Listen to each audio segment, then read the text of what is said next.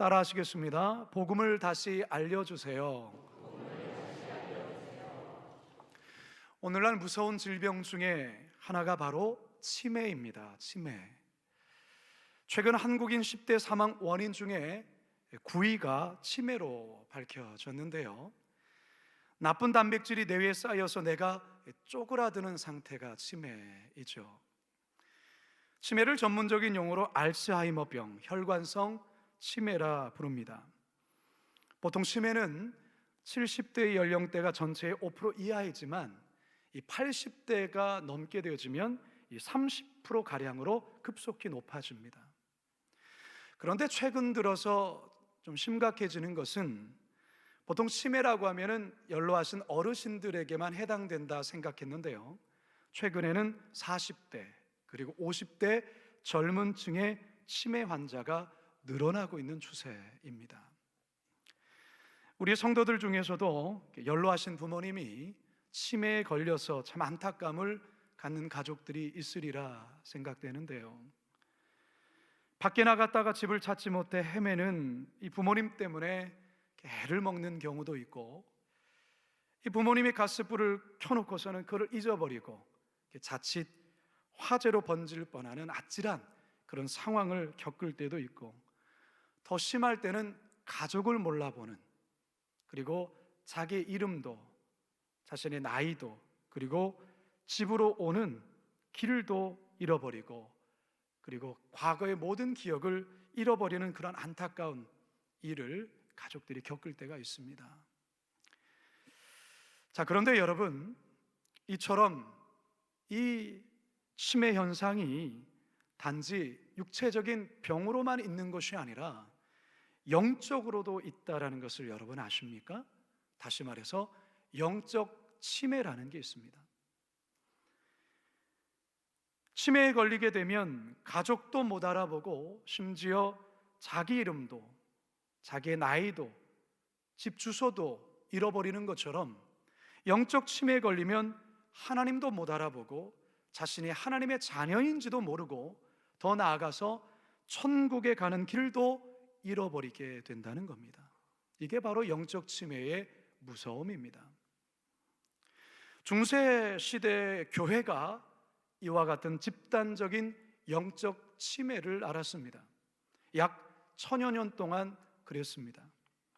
그런데 이처럼 잃어버렸던 복음, 교회의 본질을 되찾게 된 날이 바로 마틴 루터의 종교 개혁 때문이었습니다. 오늘이 바로 그날을 기념하며 지키는 주일입니다. 성도 여러분, 교회 건물이 아무리 화려하고 교회 안에서 온갖 화려한 프로그램이 가득 차 있어도 복음을 잃어버리면, 복음을 상실하면 그 교회는 치매에 걸린 교회가 되고 맙니다. 따라서 교회가 영적 치매에 걸리지 않기 위해서는, 우리 성도들이 영적 치매에 걸리지 않기 위해서는 피 묻은 복음이 강단에서 선포되어야 하고, 성도들 또한 복음을 잘 이해하며 삶 속에서 복음의 능력을 날마다 체험하며 살아가야 합니다. 바라기는 종교개혁주의를 맞는 이 아침 선포되는 말씀을 통해 그동안 잊고 살았던 복음의 소중함을 깊이 깨닫고 복음의 능력을 다시금 회복하시는 복된 성도들 다 되시길 주님의 이름으로 축원합니다. 따라 하시겠습니다. 세상의 복음을 다시 알려주세요. 사도 바울이 로마서를 쓸 당시에 로마는 어마어마한 힘과 능력을 갖춘 대제국이었습니다. 로마의 육군은 세계를 제패하였고 해군은 지중해의 해상권을 장악하고 있었습니다. 모든 길은 어디로 통한다고요? 로마로 통한다는 말이 생길 정도로 도로는 세계와 연결되어 있고 로마의 화폐는 경제 가치를 지배하였습니다. 화려한 건축술로 콜로세움이 세워지고 고도의 수로 시설로 목욕 문화를 발전시켰습니다. 이게 바로 로마 제국이었습니다. 따라서 당시에 로마의 시민이 된다는 것은 대단한 자부심이요, 대단한 영광이요, 대단한 특권이었습니다.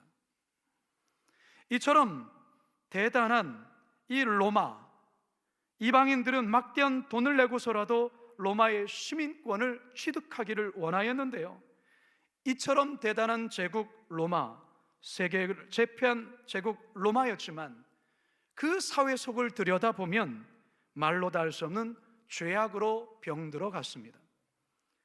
허무와 절망, 우상숭배와 폭력, 살인, 더 나아가 동성애와 같은 성적 타락이 극에 달했습니다. 로마서 1장 27절 하반절입니다. 시작. 서로 향하여 음욕이 부릴 듯하며 남자가 남자와 더불어 부끄러운 일을 행하여 그들의 그릇 때문에 상당한 보응을 그들 자신이 받았느니라. 아멘. 따라서 바울의 눈에 이 로마는 대단하고 부럽고 화려하기보다는 심각할 정도로 병든 사회요, 아픈 땅으로 바라보았습니다. 이 아픈 땅을 치유하고 고칠 수 있는 유일한 길이 오직 예수 그리스도의 복음밖에 없기에 바울은 어떻게든 로마에 가서 이 복음을 전하기를 원했습니다. 사실 사도 바울은 로마뿐만이 아니라 온 세계에 복음이 전해지기 위해 자신의 삶을 기꺼이 드린 그런 사람이었습니다. 그래서 로마서를 시작하는 이 첫 부분에 바울은 다음과 같은 사실을 밝히고 있죠. 1장 1절입니다. 시작. 예수 그리스도의 종 바울은 사도로 부르심을 받아 하나님의 복음을 위하여 택정함을 입었으니, 하나님의 복음을 위하여 택정함을 입었다라고 고백하고 있습니다. 더 나아가서 바울은 세상 모두에게 자신은 복음의 빚진 자다, 빚쟁이다, 그렇게 말하고 있습니다. 1장 14절입니다. 시작. 헬라인이나 야만인이나 지혜 있는 자나 어리석은 자에게 다 내가 빚진 자라. 자, 그렇다면 성도 여러분, 바울이 이토록 전하고자 하는 이 복음이란 과연 무엇일까요? 복음으로 번역하고 있는 헬라어 단어는 유앙겔리온입니다. 유앙겔리온. 영어로는 가스펠, good news, 좋은 소식, 복된 소식. 이 유앙겔리온은 원래 기독교적인 용어가 아닙니다. 바울 시대 때에 이 유앙겔리온이라는 단어는 로마 황실에서 아들이 태어났을 때 그 기쁜 소식을 백성들에게 알릴 때 사용하는 용어였습니다. 또한 로마 군대가 전쟁에서 적을 무찌르고 승리했을 때 승전보를 알릴 때 사용했던 용어가 유앙겔리온, 복음이었습니다.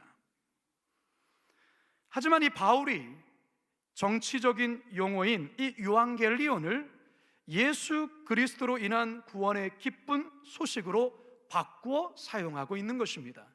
본문 2절에서 4절 함께 읽습니다. 시작. 이 복음은 하나님이 선지자들을 통하여 그의 아들에 관하여 성경에 미리 약속하신 것이라. 그의 아들에 관하여 말하면 육신으로는 다윗의 혈통에서 나셨고 성결의 영으로는 죽은 자들 가운데서 부활하사 능력으로 하나님의 아들로 선포되셨으니 곧 우리 주 예수 그리스도시니.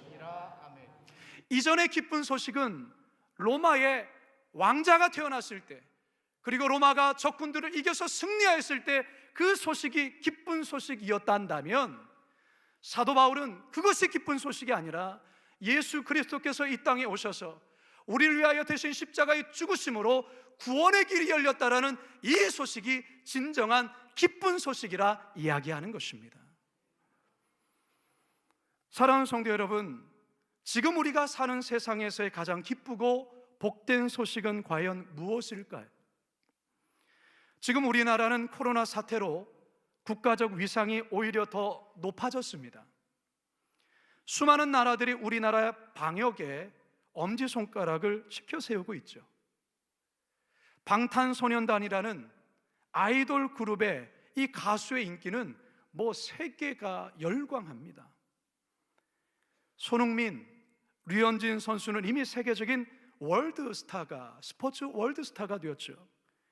한국어를 제2 외국어로 선택하여 한국어를 배우겠다라고 이 나라에 몰려드는 나라들이 점점 늘어나고 있습니다. 지난 6월에 발표된 국가 경쟁력 평가를 보면 우리나라가 세계 63개국 가운데 국가 경쟁력이 23위로 나왔습니다. 이것은 대단히 높은 순위입니다. 객관적으로 볼 때 우리나라는 20년, 30년, 40년 전에 비해서 대단히 경제적으로 발전한 나라요, 세계 사람들이 부러워하는 그런 유명한 나라가 된 것입니다. 자, 그런데요, 정작 이 나라에 살고 있는 우리 국민들은 과연 이 나라에 사는 것에 대해서 얼마나 행복하게 느낄까요? 얼마 전에 OECD 행복 순위 36개의 나라 가운데서 우리나라가 몇 등이냐? 27등입니다. 거의 꼴등에 가까운. 행복하지 않다라는 것이죠. 그 이유가 저렇게 화면에 보여드리는 이런 다양한 이유로 인해서 난 참 이 땅에 사는 게 행복하지 않다, 그렇게 이야기를 하는 거예요. 27등이에요. 근데 더 걱정이 되는 것은 우리 자녀들 세대의 행복지수예요. 여러분의 자녀들 세대, 고등학생, 중학생, 청년들, 우리 학교 다닌 초등아이들, 이 아이들이 우리나라에서 사는 것을 얼마나 행복하게 여길까 조사를 했어요. 먼저는 79개국 나라에 우리나라 아이들이 얼마나 머리가 똑똑한가, 공부를 얼마나 잘하는가 봤더니 수학과 과학 등이 상위에 속해요. 상위권에 랭크되어 있어요. 그런데 문제는 뭐냐면 삶에 대한 만족, 행복도는 10점 만점에서 6.5점인데 71개국 나라 가운데서 65위라는 거예요. 뭘 말하는 겁니까? 행복하지 않다는 거예요. 세상이 발전하고 경제가 발전하면 더욱 행복한 세상이 되어야 할 것 같은데 현실은 그렇지 않다는 것이죠. 그 옛날 화려했던 로마 제국이 그랬습니다. 또한 지금 우리가 살아가고 있는 지금 이 나라가 그것을 증명해주고 있습니다. 겉으로 보이는 모습은 화려하지만 속은 온갖 아픔과 상처와 갈등으로 가득한 것이 바로 우리나라라는 것이죠. 따라서 지금 이 세상이 필요한 것은, 로마가 그래야 했던 것처럼 지금 이 땅이, 이 세상이 필요한 것은 예수 그리스도의 복음입니다. 예수 그리스도를 구주로 믿을 때 비로소 죄에서 해방되고 영혼의 기쁨과 참 만족을 얻을 수 있다는 이 복음, 이 복음을 우리는 세상 가운데 알려주어야 합니다. 요한복음 3장 16절 우리가 다 암송하고 있죠. 함께 읽습니다. 시작. 하나님이 세상을 이처럼 사랑하사 독생자를 주셨으니 이는 그를 믿는 자마다 멸망치 않고 영생을 얻게 하려 하심이라. 사랑하는 성도 여러분, 연로하신 어른들에게 복음을 다시 알려주셔야 합니다. 어린 자녀들에게, 청년들에게, 청소년들에게 이 복음을 다시 알려주어야 합니다. 병상에 누워있는 환자들에게, 몸이 불편한 우리 장애인들에게 이 복음을 다시 알려주어야 합니다. 북한 주민들에게, 또한 생명 걸고 이 땅에 온 탈북민들에게 이 복음을 알려주어야 합니다. 하나님을 알지 못하여 영원한 절망 속에 살아가고 있는 모든 민족과 백성들에게 이 복음, 생명의 복음을 알려주어야 합니다. 바라기는 이 생명의 복음, 내 가까운 이웃, 세상 가운데 다시 알려줌으로 그들을 천국으로 안내하는 우리 모든 복된 성도들 되시길 주님의 이름으로 축원합니다. 두 번째 한번 따라 하시겠습니다. 성도들에게 복음을 다시 알려주세요. 성도들에게 복음을 다시 알려주세요. 사도 바울이 세운 교회들, 개척한 교회들이 참 많습니다. 에베소 교회가 그렇고요, 고린도 교회가 그렇습니다. 자, 그런데 로마 교회는 사도 바울이 개척하여 세운 교회가 아닙니다. 그럼 이 교회가 어떻게 세워졌는가? 학자들에 의하면 로마 교회는 오순절날 예루살렘을 다녀갔던 디아스포라 유대인들에 의해 세워졌다 이야기합니다. 무슨 말이냐? 사도행전 2장에 보면 오순절날 디아스포라 유대인들이 오순절 절기를 지키기 위해서 예루살렘에 왔다가 마가의 다락방에 임한 성령의 역사를 보고, 또한 베드로의 설교를 듣고 회심하는 이들이 생겼습니다. 약 5천 명이 회심을 하게 되는데요, 그 회심한 이들 가운데 로마에서 온 유대인들이 있었다라는 것입니다. 그들이 절기를 마치고 다시금 로마로 돌아가서 그들에 의해서 세워진 교회가 바로 이 로마 교회입니다. 사도 바울은 이 로마 교회에 대해서 아주 특별한 관심과 애정을 갖고 있었습니다. 자신이 직접 복음을 전하지는 않았고 자신이 세운 교회가 아니지만 그래도 아름다운 믿음의 삶을, 또한 소문이 나는 이 로마 교회를 늘 관심을 갖고 이 로마 교회에 가서 성도들과 믿음의 교제를 나누고 싶었습니다. 그런데 그게 뜻대로 잘 되지가 않았죠. 로마서 1장 13절에 그런 내용이 쓰여 있습니다. 시작. 형제들아, 내가 여러 번 너희에게 가고자 한 것을 너희가 모르기를 원하지 아니하노니 이는 너희 중에서도 다른 이방인 중에서와 같이 열매를 맺게 하려 함이로되 지금까지 길이 막혔도다.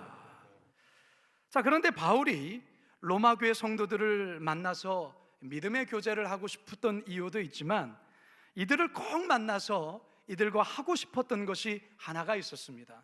그게 무엇이냐? 복음을 전하고 싶었습니다. 복음. 15절 함께 읽습니다. 시작. 그러므로 나는 할 수 있는 대로 로마에 있는 너희에게도 복음 전하기를 원하노라. 자, 여기서 우리가 한 가지 궁금한 것이 있죠. 보통 우리는 이 복음을 전한다라고 하면 예수님을 믿지 않는 자들이나 교회를 나오지 않는 자들에게 복음을 전하는 것으로 생각할 때가 있지 않습니까? 틀린 말이 아닙니다. 그러나 맞는 말도 아닙니다. 무슨 말이냐면 복음은 교회를 다니지 않는 자들에게 절대적으로 필요하죠. 그러나 이미 교회를 잘 다니고 있는 성도들, 신앙생활을 열심히 하는 성도들에게 이 복음은 더욱더 필요합니다. 왜냐? 복음을 잃어버린 채, 복음이 뭔지 모른 채 열심히 교회 생활만 할 수 있기 때문에 그렇습니다. 저는 중학교 2학년 시절에, 제가 모태신앙이기 때문에 어릴 때부터 늘 교회를 다니다가 중학교 2학년 시절 때에 의례 습관적으로 이제 어머니께서 헌금 쥐어주면 그거 들고 교회 가서 헌금 내고 예배 참여하고, 이게 저에게는 하나의 일상이요 또 습관이었습니다. 근데 어느 날 제가 교회를 더 열심히 나가 열심히 예배해야 되겠다라는 마음을 품게 됐습니다. 하나님에 대한 어떤 은혜를 새롭게 깨닫고 경험해서가 아니라 예쁜 여학생을 보게 됐습니다. 그 이후로부터 제가 여학생에게 좀 잘 보이고 싶은 마음에, 전에는 어머니께서 깨우다 못해서 겨우 시간에 맞춰서 들어갔던 제가 1시간 일찍 일어나서 바지를 제가 직접 다리미로 다려 입고, 스포츠 머리 까까머리 아니겠습니까? 그래도 머리에 좀 힘주기 위해서 거울에다가 이렇게, 그러면서 제가 주일 준비를 그렇게 했습니다. 그리고 일찍 교회 나와서 이제 예배를 준비하고 아주 열심히 예배를 드렸습니다. 제가 왜 그렇게 했습니까? 여학생에게 잘 보이고 싶어서 그랬습니다. 겉모습은 아주 좋은 신앙 가진 학생이죠. 그러나 저는 하나님에 대한 관심이 전혀 없었습니다. 하나님도 모르고 복음도 모르고 저의 관심은 저 여학생에게 관심을 끄는 거였습니다. 여러분, 오늘날 교인 중에서도 이런 저의 어릴 적의 모습과 같은 모습으로 교회에 나오는 분들이 더러 있습니다. 그러면서 봉사도 할 수 있습니다. 헌금도 낼 수 있습니다. 직분도 받을 수 있습니다. 그러나 이것은 대단히 위험한 일입니다. 마치 이것은 해외여행을 할 때 여행 가방도 챙기고 복장도 여행용 복장을 입고, 또 그리고 돈도 환전해서 두둑히 갖고 있는데 여권을 잃어버린 사람과 똑같은 모습입니다. 여러분, 해외여행 가다 보면 공항에서 꼭 한두 사람 여권 꼭 집에 놓고 오시는 분들 꼭 있습니다. 그 여권 없으면 비행기 못 합니다. 여권 없으면 여행할 수 없습니다. 아무리 복장은, 아무리 열심을 갖고 기대를 갖고 돈을 두둑히 낳아도 여건이 없으면 해외여행할 수 없습니다. 마찬가지입니다, 여러분. 예수 그리스도를 믿는 믿음, 복음이 내 안에 살아있지 않는다면 아무리 겉은 열심히요, 직분자요, 교회를 오래 다니고 신앙의 3, 4대가 되어진다 해도 천국에 갈 수 없습니다. 따라서 여러분 각자가 예수 그리스도의 복음에 대한 확신을 가지고 있는지 이 시간 여러분 점검해 보셔야 됩니다. 다시 말해서 영적인 여건이 있는지를 확인해 보시라 그 말이에요. 그 여건이 있는지 없는지도 확인하지 못하다가 당연히 있다고 생각했는데 공항 앞에 서서 열어보니까 없을 때 얼마나 당황합니까? 마찬가지예요. 나는 여건이 있다고 생각했는데 죽음의 문턱 앞에 섰을 때에 열어보니까 여건이 없어요. 어떻게 하시겠습니까? 사랑하는 성도 여러분, 교회를 다닌다고 천국 가는 것이 아닙니다. 예수 그리스도께서 나를 위하여 십자가에서 죽으신 사실과 그것이 나를 위한 사건임을 경험하며 믿을 때에, 그래서 죄의 사함을 받았다는 확신을 갖게 되어질 때에 바로 거기에 구원이 임하는 것입니다.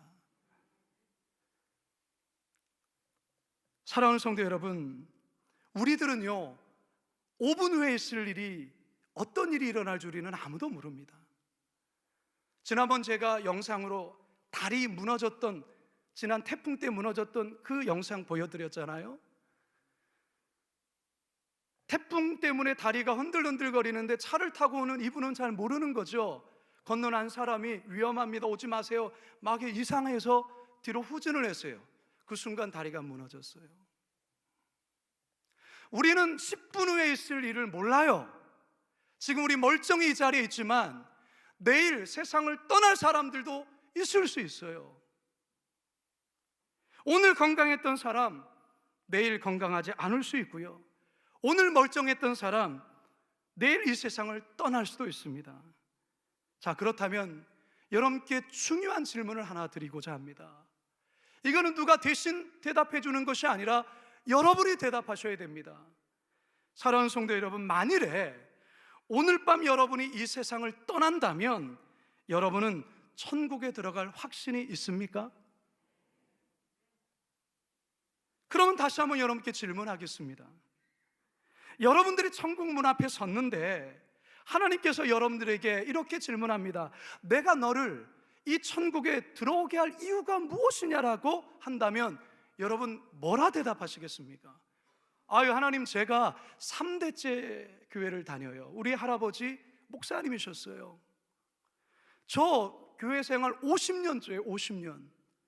저 봉사 좀 꽤 했거든요. 저 그래도 장로입니다. 저 그래도 목사거든요. 여러분, 이 대답이 그 천국으로 들어갈 수 있는 바른 대답일까요? 아니에요. 그건 가짜 여건입니다. 진짜 여건이 무엇이냐? 내가 죄 많은 인간으로 이 땅에 살면서 천국에 전혀 들어올 수 없는 자이지만 나를 위해서 예수 그리스도께서 십자가에서 죽으셨고 그 공로로 내 죄가 사해졌기에 그 믿음으로 이곳 천국에 들어갈 수 있습니다 라고 대답해야 하는 거예요. 나의 의, 나의 착한 행실, 나의 선함, 나의 공로는 천국에 들어갈 수 있는 자격이 되지 않아요. 거룩하신 하나님의 눈의 입장에서 우리들의 선함과 착함은 아무것도 아니에요. 우리에게 필요한 의는 예수 그리스도의 완전한 의예요. 따라서 그 의를 힘입어서 천국에 가는 것이고 구원받는 거지 나의 의로서 결코 천국에 들어갈 수 없습니다. 그래서 성경은 우리들에게 아주 중요한 이 말씀을 전해주고 있습니다. 로마서 10장 9절에서 10절입니다. 시작. 내가 만일 내 입으로 예수를 주로 시인하며 또 하나님께서 그를 죽은 자 가운데서 살리신 것을 내 마음에 믿으면 구원을 받으리라.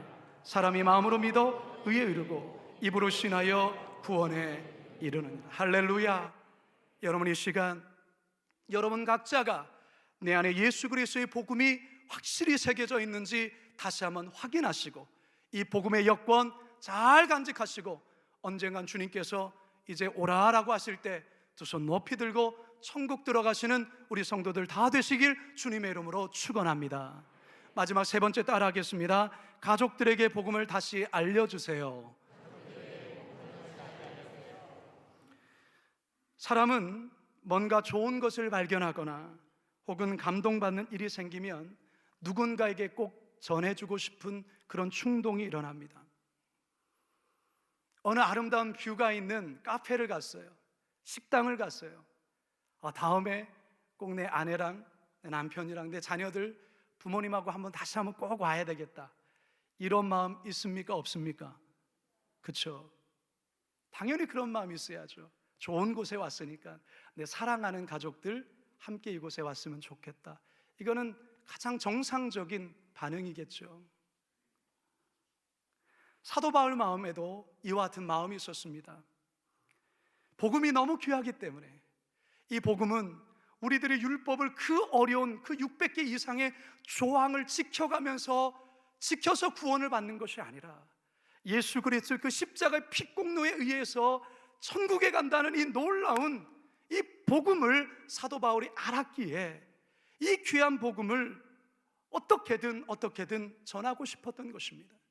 그래서 로마에 있는 성도들에게 이 복음의 귀함을 다시금 알려주며 교제하고 싶었던 것입니다.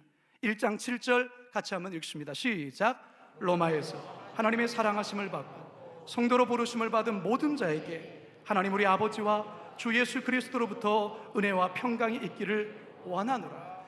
이렇게 쓰면서 로마 교회 성도에게 이 편지를 보냅니다. 내가 곧 가서 너희를 만나겠다.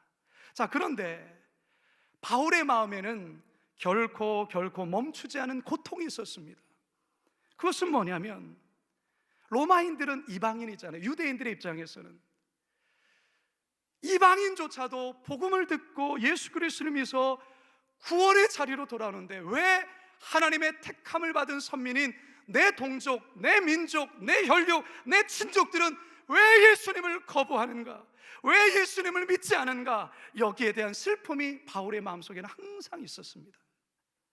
그래서 로마서 9장 1절에서 3절까지 그는 그 아픈 마음을 고백하고 있습니다. 심지어 내가 저주를 받아서 그리스도에게서 끊어질지라도 내 동족만큼은 구원받게 해주십시오 라는 게 바울의 기도였습니다. 로마서 9장 3절 함께 읽겠습니다. 시작. 나의 형제 곧 골육의 친척을 위하여 내 자신이 저주를 받아 그리스도에게서 끊어질지라도 원하는 바로라. 사랑 여러분, 맛있는 거 먹으면 가족들하고 함께 먹고 싶고, 좋은 거 구경하면 부모님들 함께 데리고 오고 싶고, 부모님께 효도 관공시켜주고 싶은 것 우리 자녀들의 마음이라고 한다면, 아직 예수님을 믿지 않은 가족, 정말로 예수 믿으면 그 좋은 천국에 들어가고 우리의 인생의 허무와 공허의 문제, 죄악의 문제, 그 수많은 어려움의 문제를 해결받을 수 있는데, 이것을 알지 못하여 영원한 지옥으로 떨어지는 저 가족들에게 내 가족이라면 저들을 구원하여 천국 가게 해야 되지 않겠습니까? 물론 이것이 쉽지 않습니다. 쉽지 않아요. 내 가족 예수 믿게 하는 것 참 어렵습니다. 어떤 분은 30년이 걸리고 어떤 분은 40년이 걸렸고요. 저 역시도 제가 결혼할 때에 저희 장인어른, 전에도 말씀드렸죠. 자네 절대 나에게 교회 가자는 말 하지 말게나, 그랬던 분이 저희 장인어른입니다. 전도사인 제가 그 말 듣고 어떻게 해야 됩니까? 속으로 기도했죠. 눈물로 기도했습니다. 우리 아이들에게 세뇌 교육시켰습니다. 애들아, 할아버지 함께 천국 가야 돼. 너희들 함께 기도해야 돼. 할아버지 구원을 위해서 기도해야 돼. 하나님께서 15년 만에 응답해 주셨습니다. 지금은 집사님이 되셨고 얼마나 저를 좋아하시고 또한 저의 설교를 늘 듣고 이렇게 있는지 모릅니다. 여러분들 중에서도 여전히 너와 나의 길은 달라, 너희들은 너의 길로 가고 나는 나의 길로 갈게 라는 부모님들이 있을 거예요. 50년 60년 절에 다니시고 너희들 너의 길끼리 가, 난 괜찮아. 그래서 늘 눈물로 기도하시는 분 있지 않습니까? 예전에 어떤 분의 간증을 들었어요. 남편이 예수를 믿지 않고 알코올 중독자예요. 교회를 다닌다고 핍박을 해요. 그래서 이 아내가 새벽마다 남편의 구두를 품에 안고 와서 늘 옆에 교회 옆자리에 넣어서 하나님, 내 남편 구두만 왔습니다. 아직은 주님께 나오진 않았지만 주님, 언젠가 그 몸도 이 자리에 나올 수 있게 해주십시오. 그렇게 눈물 뿌려 기도했는데 하나님께서 응답하셔서 그가 예수님 믿고 변화되어서 교회의 일꾼이 되었다는 그런 귀한 간증이 있습니다. 사랑하는 여러분, 가족 구원을 결코 여러분 포기해서는 안 됩니다. 그 첫 번째 우리가 해야 될 것이 무엇입니까? 기도입니다. 여러분, 기도 멈추면 안 됩니다. 가족 구원을 위한 기도 멈추면 안 됩니다. 그리고 틈날 때마다 어떤 모양을 통해서든 복음을 들을 수 있는 기회를 마련하셔야 됩니다. 저는 오늘 밤 8시가 바로 그 절호의 기회인 줄로 믿습니다. 여러분들, 교회까지 나오라고 한다면 거부할 거예요. 그러나 TV 앞에는 쓸 수 있잖아요. 여러분, 오늘 저녁에 우리 성도들 다 오늘 여러분 온라인 그 예배에 다 참여하셔야 됩니다. 세례 완텐텐 예배 그동안 한 번도 들어오지 않으신 분들 많다는 거 압니다. 괜찮습니다. 그동안 안 들어와도 괜찮아요. 근데 오늘 밤에는 들어오셔야 돼요. 그래도 교회가 21일 동안 그래도 담임 목사가 그렇게 매일마다 예배를 인도하는 그 자리에 한 번쯤은 들어와야 될 것 아니겠습니까? 여러분, 오늘 밤에는 들어오셔서 함께 중보기도 해주세요. 여러분들은 다 예수 믿는 가정이라고요? 그러면 그렇지 않은 가정에 대한 빚진 마음을 가지셔야 돼요. 여러분은 감사해야 되겠죠. 그러나 그렇지 못한 가정들, 여러분 가족들이 교회 나와서 예배드리는 여러분에게 당연한 일을 누군가는 물끄러미 바라보면서 주님, 언제까지 우리에게 언제 우리에게도 저와 같은 모습이 있을 수 있습니까? 라고 눈물 흘리는 성도들이 있다라는 걸 기억하시고 빚진 자의 마음을 갖고서 오늘 중보하시고, 여러분들 성도들이 올려주신 명단이 227명입니다. 이 227명의 성도들이 오늘 TV 앞에서 복음을 듣고 하나님의 자녀가 되는 놀라운 역사가 있도록 여러분 꼭 기도해 주시기 바랍니다. 이제 저는 말씀을 마칩니다. 사랑하는 성도 여러분, 종교개혁주일, 복음이 회복된 날, 복음이 회복되어진 주일, 여러분 다시금 세상에 복음을 알려주시고 성도들에게 복음을 알려주시고 여러분 가족들에게 복음을 알려주셔서 우리 이후에 천국에서 다 같이 만나 영원한 기쁨 속에 하나님께 예배하실 수 있는 복된 성도들 다 되시길 주님의 이름으로 축원합니다. 축원합니다. 축원합니다. 우리 이 시간 함께 기도하겠습니다.